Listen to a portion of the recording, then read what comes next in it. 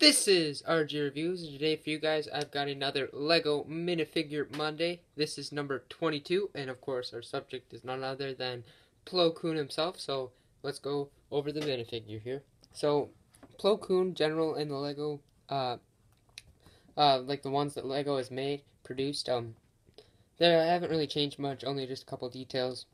I think this is one of the more original ones, or the second version that they paint out. So it's kind of older, from 2010, with no back printing, but the nice simple brown robes he's got going on. So of course, standard Jedi robes, he usually wears brown, and then he's got a blue lightsaber, pretty simple. But the highlight to this minifigure is definitely the head, which is rubber, one of those rubber heads. Like, this part's a little hard, but these are rubber. My only word of caution is not to touch those too much, because they begin to fade off, as you can see right there. Yeah, it's a little fading, like the gray fades off a bit because it's rubber after some use.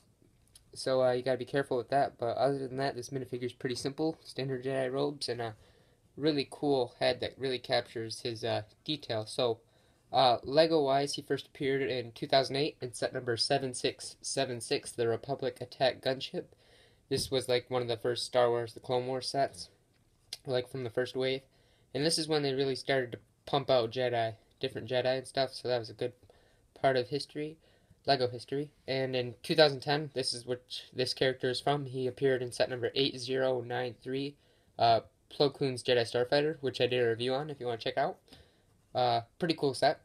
And then he hasn't really appeared much until recently, like last year, 2014, set number 75045, the Republic AV-7 anti-vehicle cannon, which they use in the Battle of Christophsis, I believe.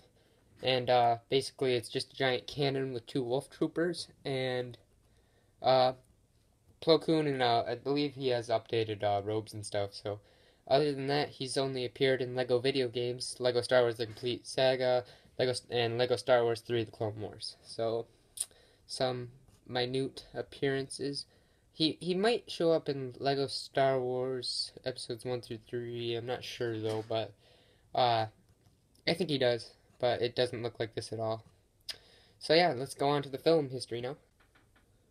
So Plo Koon appears in episode 2 at Geonosis for sure, and he's also present in episode 3 as part of the Jedi Council, and I think he's in the background of episode 1 at the end when they're having that big celebration thing, so yeah. And he is from the planet of Doran, and he's of the species Kel Dor, and he's obviously a male, and doesn't have any hair, and basically he became a Jedi master, and he was, and then, well, he's Jedi Knight and then a master, so-and-so, and he eventually made it into the Jedi High Council, and he actually took on some Padawans. He was master to a character of similar species named Ringoot, not Ringroot. He is not Groot. And he was also a master to Nadar Veb, who ended up falling to General Grievous, and you can see that in the Clone Wars actually. But he was also a very unique Jedi master, as in his like traits and stuff. He was very he was strong about like justice, whether or not what was right or not, and he was seen as like humble, polite, and then stubborn sometimes, because it was like a balance of what is right and wrong, because the Force and everything. And he was actually quite a good acquaintance with Ahsoka Tano in the Clone Wars. She wasn't his Padawan, but he was, or one of his pupils, but he was very close to her, as many others were. He actually even gave her the nickname Little Ahsoka, so that's kind of funny. And during the Clone Wars, he actually developed an affinity for the clone troopers under his command, and often stated how their lives meant more to him than the mission that they're on. So that's pretty neat.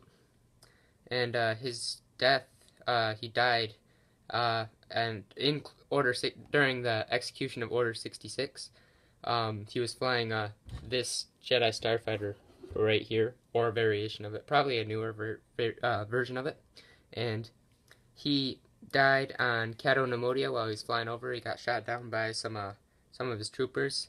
ironically, which he respected so well, but Order 66.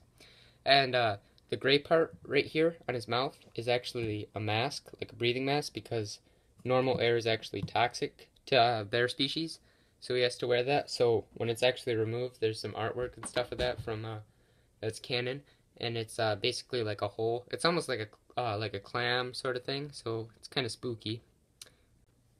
And continuing on his piloting abilities, he was considered one of the third best pilots in the Jedi Order after Anakin, of course, and Saesee Tiin. So that's pretty cool, except he died while he was flying, so that kind of sucks. But continuing on again with his mask thing, he could actually breathe and survive in space for a short period of time without dying, I guess, just because the way his skin and stuff all worked. But other than that, he's a pretty simple character. A very unique character, actually. Just the alien. He really resembles or resonates with the aliens that I think of when I think of aliens, because of all the features and that go on around his head and stuff, like the detail there. It really looks like an alien, so they did a great job with that. Lego did, and the people who created, or George Lucas, I guess, who created him.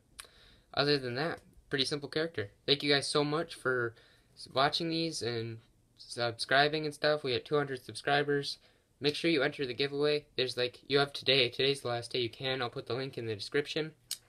Other than that, the winner will be announced probably tomorrow or Wednesday, and I have videos planned for the rest of this week, so enjoy that. Other than that, have an awesome day. This has been RG Reviews. Have an awesome day again.